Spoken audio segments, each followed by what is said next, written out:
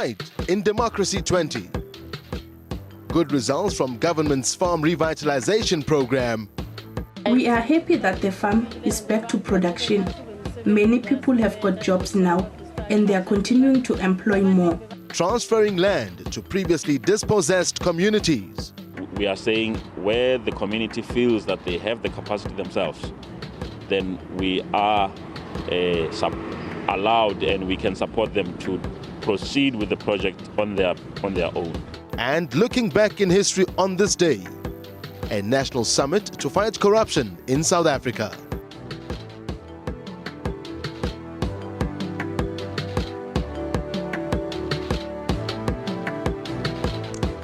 Well, good evening and welcome to this edition of Democracy 20, the program in which we look back at the accomplishments of 20 years of democracy in our country. In tonight's show, we look at land reform, and as always, we welcome your participation in the show. You can do that, as usual, by sending us emails, this to elections@sabc.co.za, or if you prefer, you can send an SMS to 33726. Remember to begin your message with the word VOTE, and an SMS will cost you around R150 each. For tweets, use the hashtag SABC Elections. And, well, for those who want to prefer Facebook instead of Twitter, you can also find us on SABC News Online. That's our Facebook page. Send us your comments. We'll try and get through them as far as the show is concerned. Interaction as far as that is concerned. Our first row of the evening now, government's 3-year-old farm revitalization program is yielding good results. This program assists new farm owners who are beneficiaries of the land restitution process. So far, 1,300 farms have restarted production, and one of those is a banana farm in Hazy View, Mpumalanga. The Pegasol farm was handed over to the Kiba community 10 years ago. At the time, it was one of the best producers of bananas in the country. But a few years after the handover, productivity declined and the farm collapsed. The failure was attributed to a lack of unity among the farm's beneficiaries and a lack of skills. Government moved in to rescue the farm with a 50 million rand investment. We are training them in management, in different husbandry skills, in orchards, in pack houses, in being operators, driving tractors. And we have now developed 2/3 of the farm. We hope we'll get the funding in the next financial year to complete the last phase. The farm is slowly returning to its former glory. It has new equipment and its pack house has been renovated. 280 community members, all of them beneficiaries, work on the farm, with plans for another 120 to join the farm's workforce. We're not aware about farming bananas. That's why we failed. So now, because we've got an expert for bananas and the strategic partner, I think everything is going well. We are happy that the farm is back to production. Many people have got jobs now and they are continuing to employ more. Since 2010, we have recapitalized and they are in production. More than 1,300 farms across the country. And some of them have got more money in the bank than I do. Just go to the Free State and you meet the farmers there in the Free State who are in this program, recapitalization and development program. Earlier this year, government paid a R1 billion settlement in a claim against one of South Africa's most exclusive game lodges. The settlement involves 15,000 people who live in several villages near the Kruger National Park. The owners of the 5-star Malamala Reserve rent the property for 700,000 rand a month until January next year. An agreement also stipulates that they will be involved in a strategic partnership to transfer skills to the new beneficiaries, the Mwadlamhlade Community Property Association, to sustain the business. In the previous financial year, 549 land claims cost government 1.6 billion rand. And before that, 252 claims were circulated to the tune of about R1 billion. Moili Maslela, SABC News, in Hazy View, Mpumalanga. In Limpopo, more than 870,000 hectares of land have been transferred to the previously dispossessed communities over the past 20 years. This was done at a cost of over 4 billion rand to the state. Only a few of those farms continue to be successful. Limburg Farm outside Mokopane in Limpopo. 13 years ago, government transferred ownership of the 2,500-hectare farm to the local community. At the time, production was not at its peak, and things got worse when ownership changed hands. Limburg produces citrus fruit, which is imported across Europe, the Middle East and the Far East. It also farms cattle and supplies beef to local and national markets. More than 700 locals share ownership of the farm, and they're all eager to receive dividends. The community really need the dividends. They are very much impatient. But I think if ever we employ the best strategy with the turnaround strategy, I think they will get the dividends. The company will realize profit and then will give the dividends amongst the beneficiaries. We can still call it a success, even if you got some challenges that we have been facing all through all these years. One of them, they didn't work according to the program from the government. And they didn't really transfer any skills to the people, to the farmers. We are aware that in some cases there are complaints about strategic partners, but it's not compulsory. So we are saying where the community feels that they have the capacity themselves, then we are allowed and we can support them to proceed with the project on their own. Limburg employs 110 people permanently and more than 400 part-time local residents during the harvest season. Well, thank you very much for sending us your SMSs, tweets and Facebook messages. Let's take a quick look at what the people at home and our viewers have been saying. This one coming from Odwa Bingo Funega saying, I think that poor people in rural areas must be equipped with skills and then given a substantial amount of land and equipment to use the land for agricultural purposes. Thank you very much from Odwa. Next one coming from Lulega and Lanzi saying, get rid of the willing seller, willing buyer concept and make sure that all those who have submitted claims are either compensated with land that they can use productively or with money. Thank you very much there from Lulega. One more, Brad Mulder saying 95% of food produced by farmers go into the economy to feed the people of South Africa. No farmer, no food. And I think most of us agree, of course, farmers are quite important to feeding the populace as a whole. Democracy20 takes a quick break. Don't go away. When you come back, a couple more good stories to tell, so to speak. 20 years of democracy celebrated right here. Stay tuned.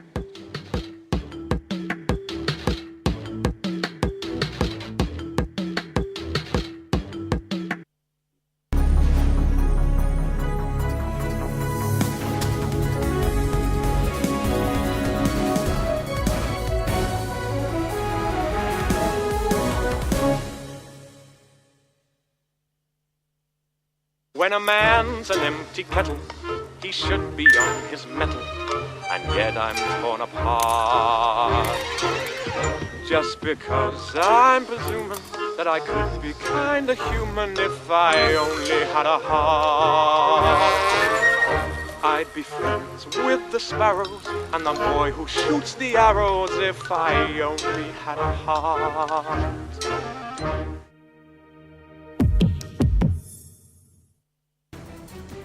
Good evening and welcome to Afro Showbiz News. My name is Musa Mkhalipi. Somali-American-born actor Makadi Abdi stars in the movie Captain Phillips. The young actor who had been working as a limousine driver found himself alongside Oscar winner Tom Hanks. 12 Years a Slave has recently held at the European premiere in London. The movie has also been nominated for the Oscar Awards next year.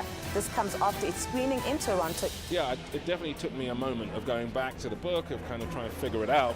That's Afro Showbiz News, Saturdays, 7:30 p.m. on SABC News. The international advocacy group Human Rights Watch says millions of people in Harare in Zimbabwe remain at risk of waterborne diseases as a result of contaminated water and poor sanitation. She says, our children think it's a stream and play near the sewage, pushing each other into it. People use this water to water their crops, but when they're truly desperate and there's no water from City Council, they turn to these shallow wells for their household use. That's Primetime News, daily at 6 p.m. on SABC News. SABC, sharing 20 years of inspiration. Welcome back. You're still watching Democracy 20 now. The Union Buildings, an iconic landmark in Pretoria, are a constant reminder of political changes in South Africa.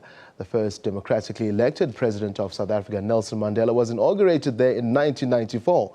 Late last year, the buildings were in the spotlight once again, following former President Nelson Mandela's death when his body lay in state, rather. A 9-meter bronze-plated statue honoring Madiba was unveiled on the 16th of December last year, the Day of Reconciliation. The Union Buildings have, of course, also been declared a National Heritage Site. The Union Buildings, built on Menkiskop, tower like a fortress over the capital. Recently, they turned 100. The site on which they were erected was designed by architect Sir Herbert Baker in 1908. Building began a year later and was completed in 1913. It took some 1,265 artisans and laborers to construct, using 14 million bricks for the interior office walls, 500,000 cubic feet of freestone, 74,000 cubic yards of concrete, 40,000 bags of cement, and 20,000 cubic feet of granite. The Union Buildings were commissioned as part of establishing the Union of South Africa. Prior to this, South Africa had been divided into 2 British colonies and 2 independent Boer republics, which were unified after the Anglo-Boer War. The influence it has today is that it is possible to consolidate, to stand together. If the Boer and the British, who 10 years before the erection of the Union Buildings were on opposite sides and fighting each other, we can today, whatever race we are, black, white, colored, Indian, we can also unite. Pretoria was the first capital of the independent Boer Republic of the Transvaal. Pretoria was to become an international symbol of apartheid in the 1940s. The Union Buildings have a lot of South African history to tell.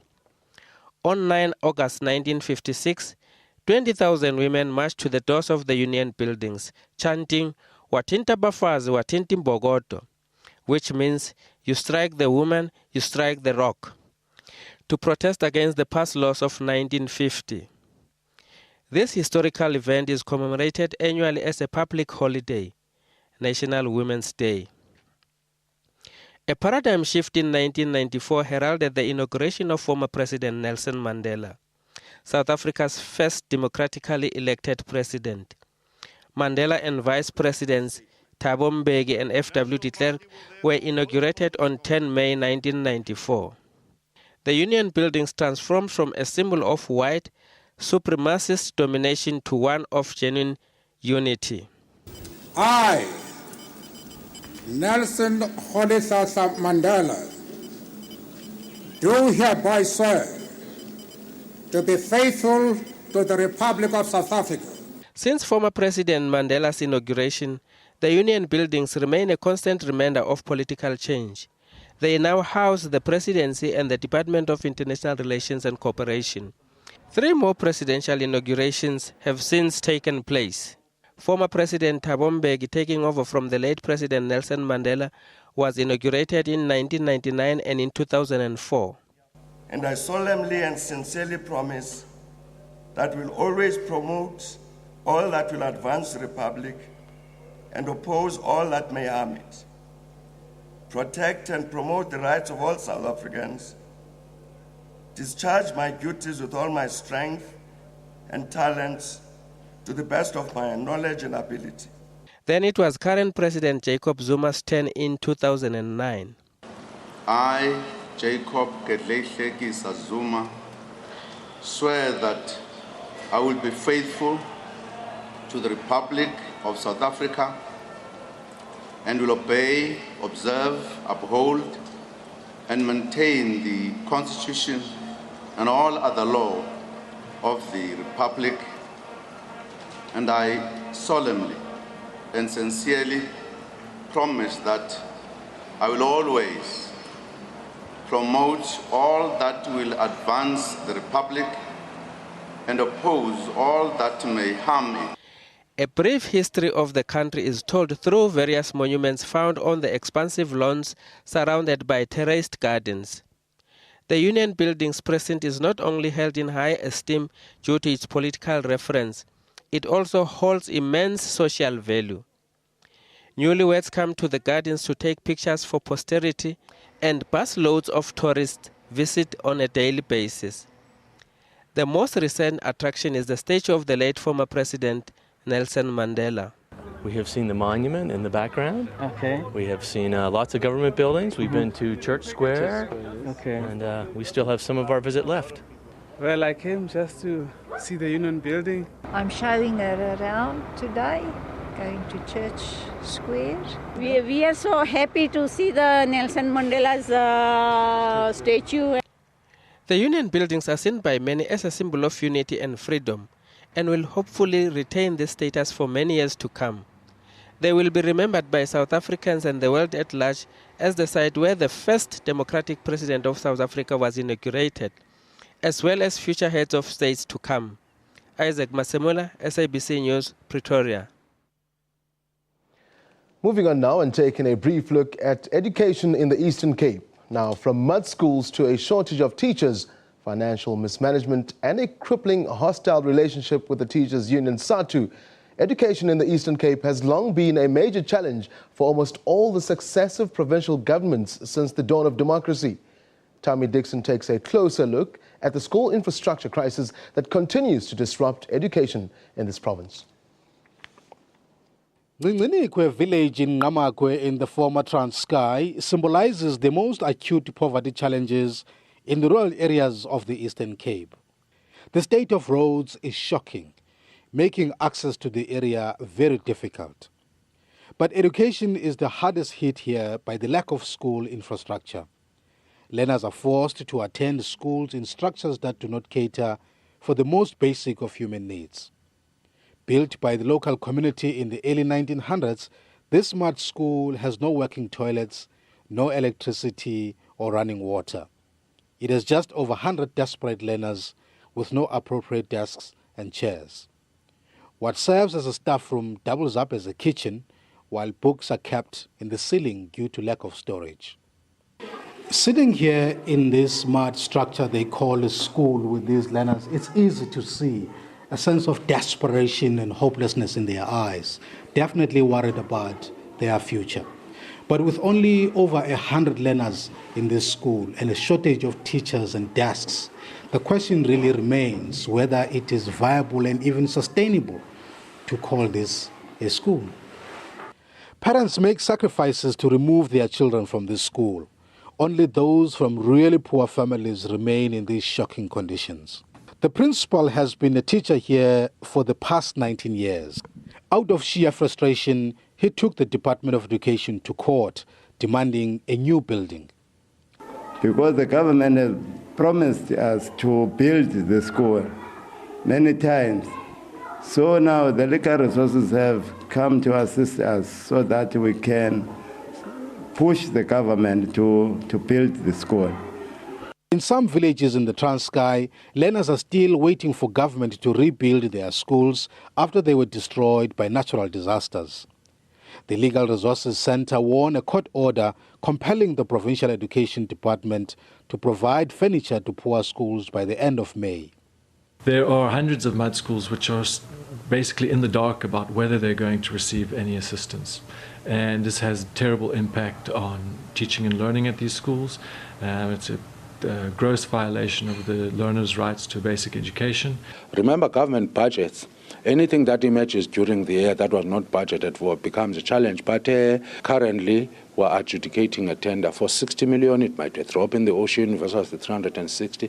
But we continue to engage both the provincial government and the national government because the first respondent is the minister here, Mama Angie Mucheka. The provincial government says while it accepts its responsibility on education over the last 20 years, it insists that it inherited the endemic education crisis, especially the appalling school infrastructure in the Transkei, from the apartheid system.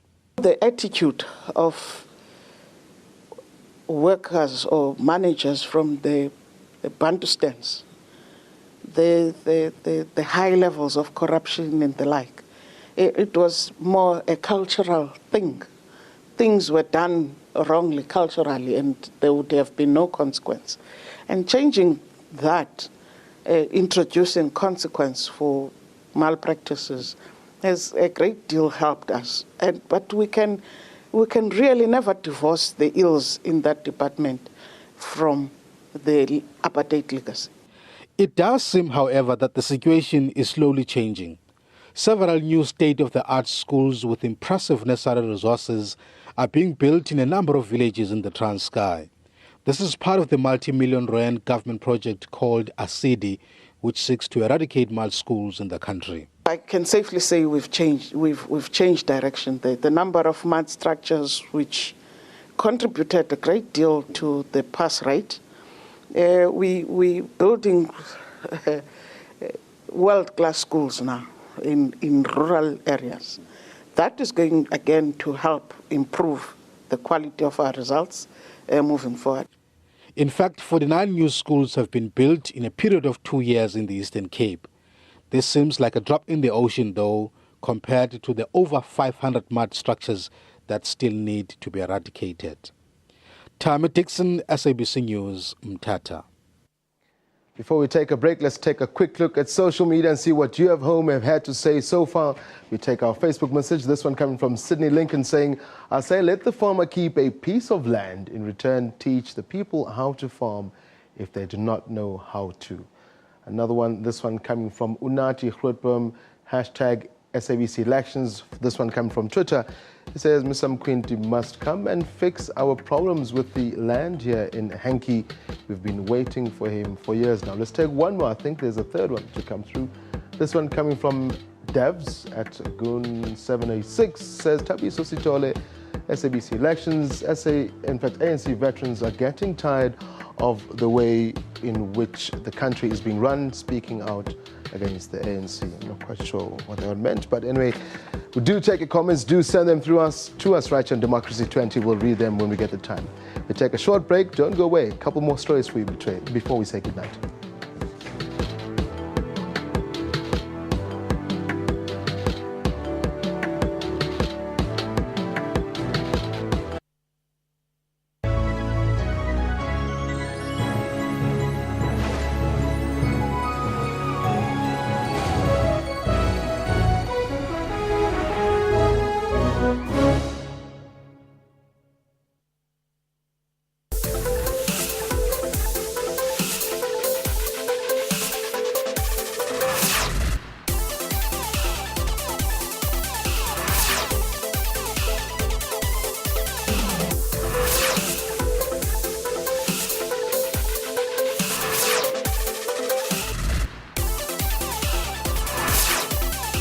That's Sports Live, daily at 8:30 p.m. on SABC News.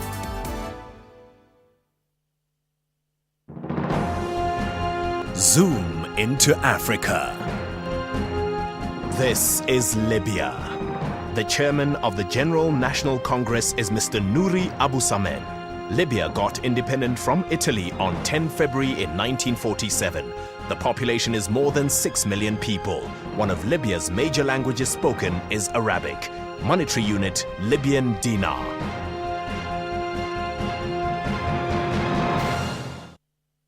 SABC, sharing 20 years of inspiration.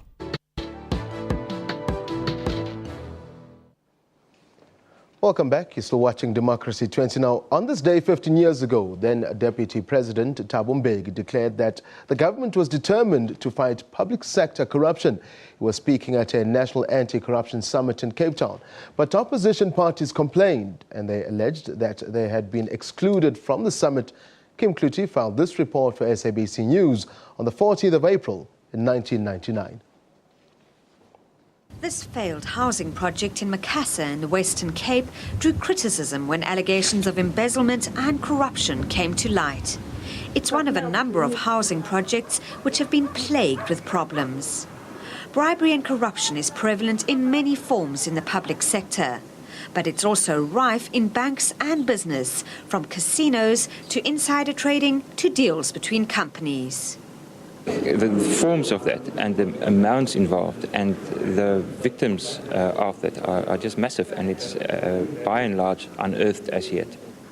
Today, Deputy President Thabo Mbeki called for people to rebuild the country's value system. He alluded to President Mandela's call for an RDP of the soul.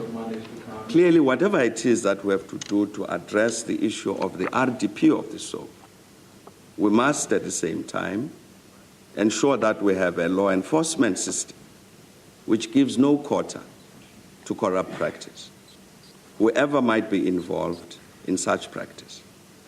He said the government would assess in-depth reports coming out of the conference and was prepared to introduce changes to laws and institutions if necessary in a bid to stamp out corruption.